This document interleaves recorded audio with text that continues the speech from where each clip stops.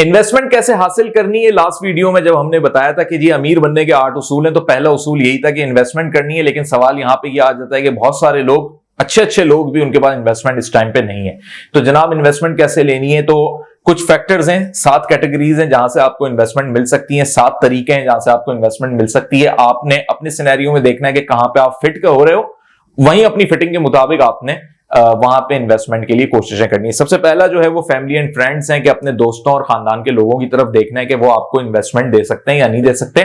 और इन्वेस्टमेंट की आप मुख्तलिफ शराइत रख सकते हैं। आप उनके साथ ऐसा कर्ज भी ले सकते हैं जो वापस आपको अदा नहीं करना हो, ऐसा कर्ज भी आप ले सकते हैं जो जितना लिया उतना अदा करना हो, और ऐसा कर्ज भी ले सकते हैं जिसपे आप कोई अमाउंट उनको ऊपर दें या कोई फिक्स कर लें परसेंटेज। वैसे ये चीज मुनासिब नहीं होती, लेकिन अगर आपके देने वाला अगर इस पे रजामंद है और आपका दिल मुतमईन है तो आप ये कर सकते हैं।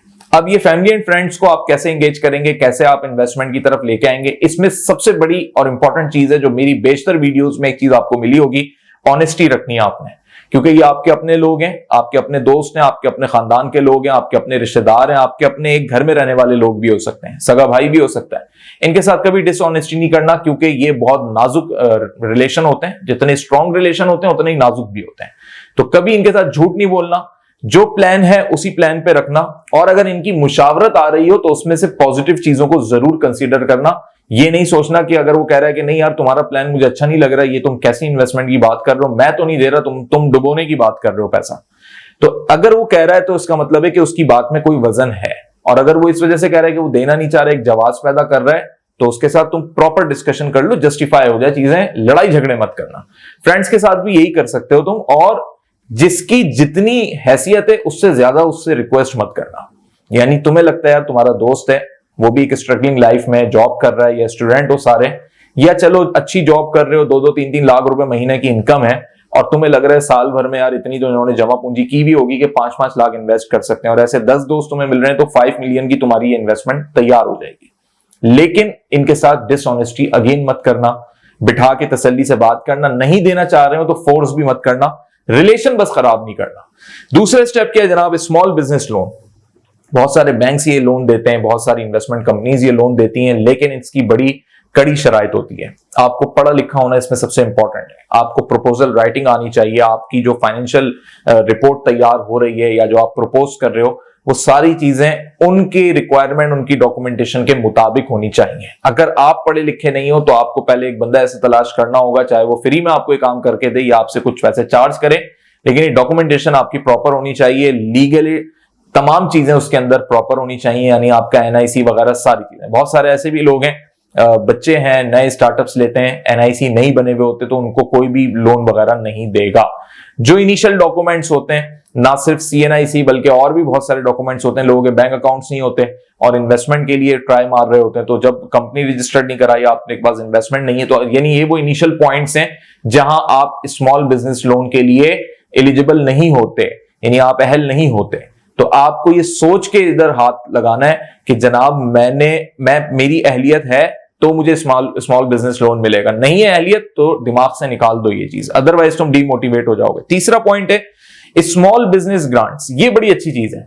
इसमें देखें ना ये कर्जा है, इट्स लाइक अ फंडिंग, ये फंड है, ये ग्रांट है, ये बस आपको मिलेगी, आपने इसके लिए बस रिक्वेस्ट करनी है। अब इसका तरीकेकार मैं आपको बताऊं, इसमें गवर्नमेंट आपके लिए सबसे ज्यादा सपोर्टिव होती है। आप किसी भी सूबे में रहते हैं, सिंध, पंजाब, केपी के, बलूचिस्तान, तो आपने ये देखना है आप किस चीज में काम करने जा रहे हो। फॉर एग्जांपल आपका एग्रीकल्चर प्लान है, एग्रीकल्चर पे आप काम कर रहे हो, आपका इंजीनियरिंग, आईटी या किस चीज से मुतालिक आपका प्लान है कि मुझे इस चीज का बिजनेस करना है। जो लास्ट वीडियो में मैंने बताया कि आप अपने उस इन्वेस्टमेंट के लिए एक प्रॉफिट का एक पूरा प्लान तरतीब दोगे कि जी मैंने इस प्रॉफिट को कहां लगाना, और एक स्मॉल बिजनेस की तरफ आप बढ़ोगे, तो उस बिजनेस की जो भी कैटेगरी है उससे रेलिवेंट आपके अपने सूबे में कोई सेक्रेटेरिएट बना हुआ होगा, असेंबली के पास, पंजाब असेंबली, सिंध असेंबली के पास ये सेक्रेटेरिएट्स बने होते हैं, तो वहां हर मिनिस्ट्री के लोग बैठे हुए, सेक्शन ऑफिसर्स बैठे हुए होंगे। उधर जाएं, पूछें कि भाई ग्रांट होती है, आपका इदारा ग्रांट देता है, तो गवर्नमेंट जो है हर बजट के अंदर आपके लिए यानी पाकिस्तानी अवाम के लिए ग्रांट मंजूर करती है। ये करोड़ों अरबों रुपए तक की ग्रांट्स होती हैं। तो आपको पता करना होगा, हो सकता है कि आप जिस फील्ड के अंदर अपना बिजनेस प्लान बना रहे हैं उसमें ग्रांट ना हो, और आपको वहां जाके पता लगे कि भाई एग्रीकल्चर के अंदर है ग्रांट, तो फिर आपको अपना बिजनेस प्लान भी बदलने का अगर मौका मिले तो आप बदल लें, इसमें कोई हर्ज नहीं है, क्योंकि आपने कोई उस बिजनेस में ही सिर्फ नहीं रहना, आपका मकसद है पैसा कमाना, अमीर बनना। तो इसलिए अगर आपको पैसा कमाना है और आपको आईटी से हटके एग्रीकल्चर में जाना है या एग्रीकल्चर से हटके किसी और प्रोडक्ट में जाना है जहां पे आपको लग रहा है कि वहां का डिपार्टमेंट और मिनिस्ट्री आपको फंड दे सकती है, ग्रांट दे सकती है, तो आप उसके मुताबिक काम करेंगे। अब ये बड़ा आसान भी है और थोड़ा मुश्किल भी है। मुश्किल इस तरीके से है कि इधर एक पूरा लॉबिंग सिस्टम होता है कि हर किसी के लिए ग्रांट नहीं होती, हर कोई एक्सेस नहीं कर पाता, और बहुत से लोगों को तो शायद इस वीडियो में पहली दफा पता होगा कि भाई गवर्नमेंट भी कोई ग्रांट देती है। तो जब पता लग जाए, क्योंकि गवर्नमेंट बहुत ज्यादा इन चीजों को मार्केट नहीं करती, उनकी ख्वाहिश होती है कि हम अपने वेंडर्स को ही दें या ग्रांट रोके रखें या वापस बजट में रिवर्स हो जाए, वैसे ही हम मकरूज मुल्क हैं, IMF के मकरूज ज्यादा लोग हैं, तो इस वजह से आपको खुद सर्च करना होगा। दूसरा ऑप्शन ये कि ये ग्रांट आपको कुछ एम्बेसीज भी देती हैं। यूएस एम्बेसी देती है, यूएस एड प्रोग्राम चल रहा है, यूके की एम्बेसी देती है, दुबई में जो यूएई की आपकी एम्बेसी बनी हुई है इस्लामाबाद में, वहां पर इस किस्म के प्रोग्राम्स आते हैं, तो पूरे साल ये प्रोग्राम्स आते हैं। और भी मुमालिक हैं, जर्मनी की जानिब से भी आते हैं, स्टूडेंट्स के अलग प्रोग्राम्स आते हैं, फाइनेंशियल ग्रांट्स के अलग आते हैं, किसी साल आते हैं किसी साल नहीं आते, क्योंकि वो यहाँ पे हुकूमत नहीं कर रहे, इसलिए लागू नहीं है, जरूरी नहीं है कि वो लाजमी दें। लेकिन अमेरिका एक अच्छे रिलेशन के लिए या चाइना एक अच्छे रिलेशन के लिए पाकिस्तानियों के लिए इस किस्म की ग्रांट्स, इस किस्म की फंडिंग अपॉर्चुनिटीज निकालता रहता है। तो आपने इन चीजों पे फोकस रखना है और आपने गूगल पे ये चीजें सर्च करते रहनी है। तीसरे स्मॉल बिजनेस ग्रांट के बाद जो चौथा ऑप्शन है वो है एंजल इन्वेस्टर्स। ये एंजल इन्वेस्टर्स क्या होते हैं? ये कोई फरिश्ते नहीं होते, ये एक्चुअली ऐसे लोग होते हैं जो आपको इन्वेस्टमेंट देते हैं और इस शर्त पे देते हैं कि जनाब जब आपका बिजनेस चल पड़ेगा तो हम, बल्कि स्टार्टिंग ही इस पॉइंट पे होती है कि हमें पार्टनरशिपिंग दे दो, हमें तुम अपने बिजनेस में ओनरशिप दे दो, कितने % का तुम हमें जो है ना इक्विटी देते हो या प्रॉफिट में इक्विटी देते हो। तो ये जो एंजल इन्वेस्टर्स हैं, अगर आपका प्लान मजबूत है तो यकीन माने इतना बिलीव कर लें इस बात पे कि जैसे दिन के बाद रात और रात के बाद दिन है, इस तरह आपका भरोसा होना चाहिए, यकीन होना चाहिए कि ये एंजल इन्वेस्टर आपको यूं मिलेंगे, चुटकियों में मिलेंगे, अगर आपका प्लान सॉलिड है। मैं इवन बैठे हुए अगर आपको एग्जांपल के तौर पे अभी एक प्लान दूं तो मुझे इतना यकीन है कि वीडियो सुनने वाले लोग, देखने वाले लोग वो राब्ता करना शुरू हो जाएंगे कि जी मुझसे इन्वेस्टमेंट ले लें, ये प्लान बड़ा जबरदस्त है। लेकिन ये याद रखें कि उस प्लान को कभी 100% नहीं बताना होता, वरना वो सामने वाला खुद इंप्लीमेंट कर लेगा। इतना बताना होता है कि जहां उसको लगे कि आपके बगैर ये प्लान चलेगा भी नहीं।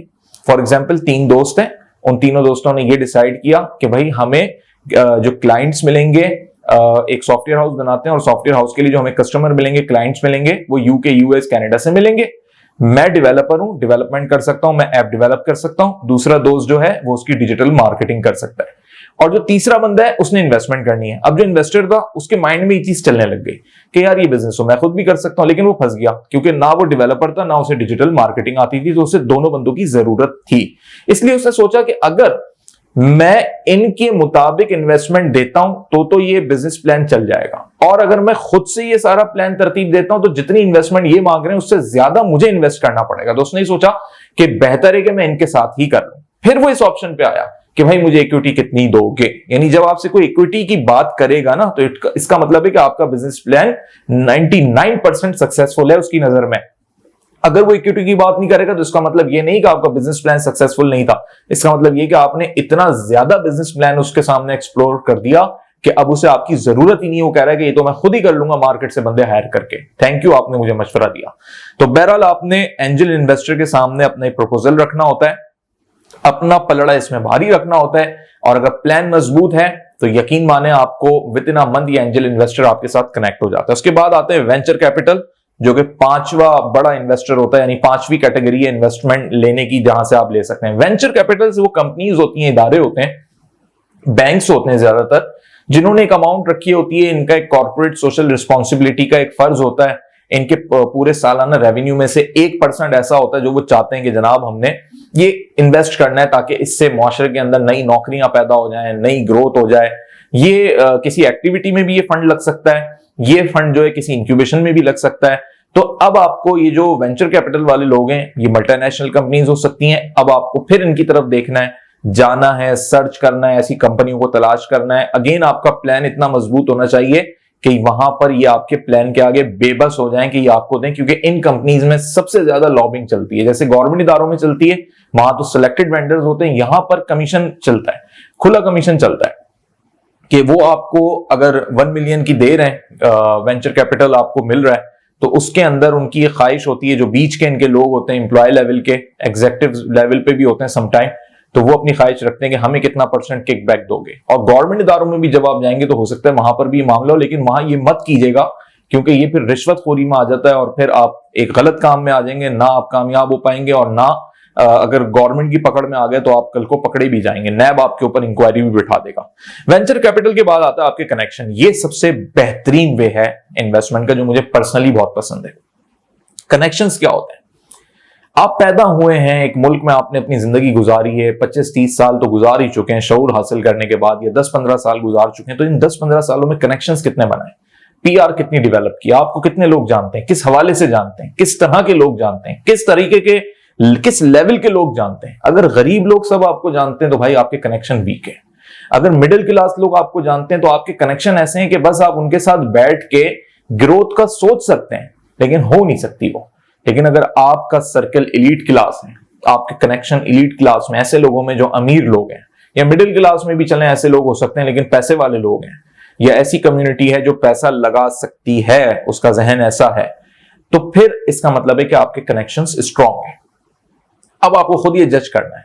कनेक्शन अगर आपके स्ट्रांग, आपके 2 कनेक्शन है एलीट क्लास में और 2 लाख कनेक्शन है गरीबों में, यानी 2 लाख गरीब खानदानों को आप जानते हैं और 2 सिर्फ अमीर फैमिलीज से आपके ताल्लुकात हैं, तो वो 2 लाख खानदान आपके किसी काम नहीं आएंगे, क्योंकि आप उनके लिए देने वाले हो, डोनर हो, वो आपके किसी तरह सपोर्टर नहीं हो सकते। लेकिन वो 2 फैमिलीज, वो 2 खानदान, जिसमें शायद एक मलिक रियाज का हो, एक जो है वकील करीम डैडी का हो, तो इस तरीके के लोग अगर आपके कनेक्शन में, तो यकीन मानिए इनमें से कोई एक भी आपके किसी प्लान से कन्विंस हो गया तो वो आपके साथ किसी ना किसी मॉडल पर इन्वेस्टमेंट कर लेगा।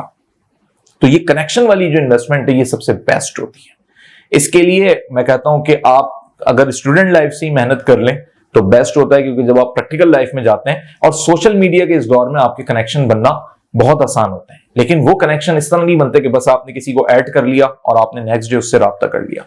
आपको बताना पड़ता है अपने बारे में, बहुत ज्यादा उसके साथ कम्युनिकेशन रखनी होती है और फिर भी लोग हेजिटेट होते हैं, लेकिन फिर आपको बड़े तरीके से लेकर चलना पड़ता है। उसके बाद लास्ट आपका आ जाता है इन्वेस्टमेंट हासिल करने का जो आखिरी तरीका है कि अब आपके कनेक्शंस भी नहीं है, ना आपको स्मॉल बिजनेस लोन मिल रहा है, ना ग्रांट मिल रही है, ना आपको जनाब एंजल इन्वेस्टर मिल रहा है, ना वेंचर कैपिटल मिल रहा है, ना फैमिली एंड फ्रेंड आपको सपोर्ट, कोई भी कुछ नहीं मिला। सारे 7 के 7 तरीके गलत हो गए या नहीं आपकी जिंदगी में अप्लाई हुए। और एक आम आदमी की जिंदगी में 7 के 7 तरीके बड़े कॉम्प्लिकेटेड हैं, आसानी से अप्लाई भी नहीं होंगे। लेकिन 8वां तरीका बड़ा आसान है, लेकिन बहुत ऐसा है कि वो कहते हैं कि अपने आप को मारना है, अपनी अना मारनी है इसमें, और वो है crowd funding platform. Crowd funding के लिए आपको कुछ ना कोई चीज करनी पड़ेगी, चाहे आप एक डब्बा लेके निकलें, जैसे मैं इमरान खान की यहाँ पे मिसाल सिर्फ इस वजह से दे रहा हूं कि शौकत खानम अस्पताल बनाने के लिए वो डब्बा लेके निकले थे चंदे का, और वो गाड़ी में निकले और क्राउड जमा हो गया। उमर शरीफ, तो ये तो चलें सेलिब्रिटीज थी, ये जब निकले तो लोग जमा भी हो गए। आप कोई सेलिब्रिटी नहीं है तो लोग जमा नहीं होंगे, ये जहन में बिठा लेंगे। जब आप निकलेंगे शॉप वालों के पास जाएंगे कि भाई मैं इन्वेस्टमेंट के लिए फंड जमा कर रहा हूं, ये कोई भीख नहीं है, ज़कात खैरात सदकात नहीं है। अगर आप चाहते हैं कि फंड करना चाहें तो मोस्ट वेलकम, नहीं करना चाहते कोई इशू नहीं। लेकिन अब आपकी अना आपको इजाजत नहीं देगी कि यार ये मैं क्या काम कर रहा हूं, ये तो फकीर ही बन गए इस वाले स्टेप पे। क्राउड फंडिंग का एक बहुत अच्छा तरीका, यही एग्जैक्ट तरीका जो इलीट क्लास अपनाती है। अब आपको यकीन नहीं आएगा, आप कहेंगे इलीट क्लास क्राउड फंडिंग करती है, लेकिन उनका मॉडल डिफरेंट है। वो किस मॉडल पे करते हैं? वो फैशन शो ऑर्गेनाइज करते हैं, वो कवाली नाइट करते हैं, वो कोई म्यूजिकल प्रोग्राम करते हैं और कहते हैं जनाब ये 5000 का टिकट है। अब जनाब उनके 500 टिकट बिक गए। 5000 को आप 500 से मल्टीप्लाई कर लें, तो 5000 को अगर आप 100 से मल्टीप्लाई करेंगे तो 5 लाख, यानी 25 लाख रुपए की उनकी आमदनी हो गई। 25 लाख रुपए में से उनके खर्चात निकल गए 15 लाख रुपए के, जो सारे उन्होंने चीजें की, एक हो गया प्रोग्राम भी हो गया, मस्ती भी हो गई, इंजॉय भी हो गया, 10 लाख रुपए का फंड जमा हो गया। इसको कहते हैं क्राउड फंडिंग। तो आप ये नहीं कर सकते, क्योंकि वो इसलिए कर लेते हैं क्योंकि उनको आदत होती है। और बहुत सारे लोग, मैं आपको ऐसे बताऊं कि मैंने अपनी लाइफ में देखा, 2017-18 की बात है, बल्कि उससे भी पहले की, मॉडल यूनाइटेड नेशन के नाम से, मन के नाम से, कराची में कुछ बच्चे स्टूडेंट्स हैं, तो वो ये करते थे कि जी हम मन करेंगे, मतलब मॉडल यूनाइटेड नेशन का एक पूरा ऑर्गेनाइज करेंगे और उसमें जो बचेगी प्रॉफिट, यानी इसी तरह क्राउड फंडिंग वाला गेम था, तो उसमें बहुत सारे वो इवेंट्स भी रखते थे, बच्चों को हम ये भी कर रहे हैं वो भी कर रहे हैं, स्पॉन्सरशिप भी कर रहे हैं। उन्होंने उसमें से अर्न किया। अब उनका उस टाइम पे मकसद ये था कि जो हमारी इसमें अर्निंग होगी, जो फंडिंग होगी, वो हम फंडिंग फिर अपने बिजनेस में यूज करेंगे। और बिजनेस प्लान बिल्कुल डिफरेंट था उनका, वो बिल्कुल एक अलग फील्ड थी मैन्युफैक्चरिंग की। हुआ ये कि उनको नशा पड़ गया कि वो हर साल के साल में 2-3 दफा मॉडल यूनाइटेड नेशन के इवेंट्स करने लग गए।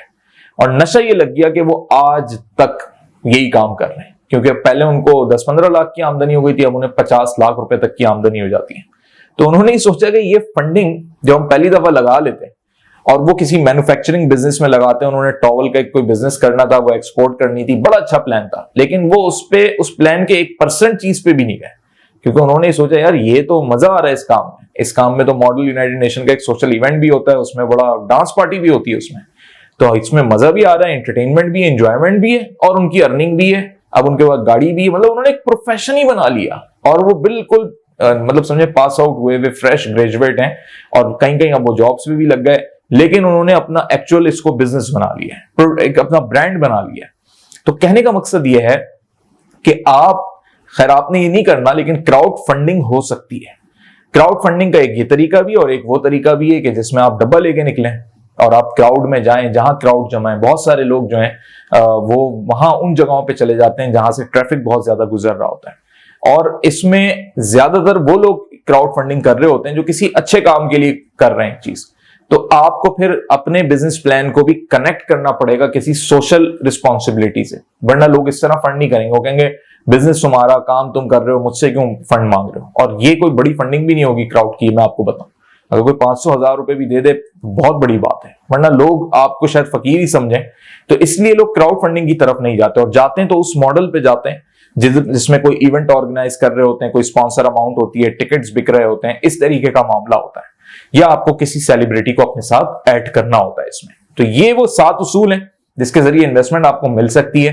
तो इस वीडियो में आपने यकीनी तौर पे ये जरूर सीख लिया होगा कि किस तरीके से हम इन्वेस्टमेंट को हासिल कर सकते हैं, और अगर नहीं किया तो एक दफा जरूर ट्राई मारें। नेक्स्ट वीडियो में मैं आपको बताऊंगा कि अगर इस तरीके से भी मामला नहीं बनता तो फिर क्या तरीका हो सकता है कि आप पैसा कुछ कमा लें, खुद से ही कमा लें, यानी फंडिंग की तरफ जाना ही ना पड़े, इन्वेस्टमेंट की तरफ जाना ही ना पड़े, खुद से कैसे कमा लें। यकीनी तौर पे ये स्किल्स पे ही बात आएगी, लेकिन ये सारी बातें होंगी नेक्स्ट वीडियो में।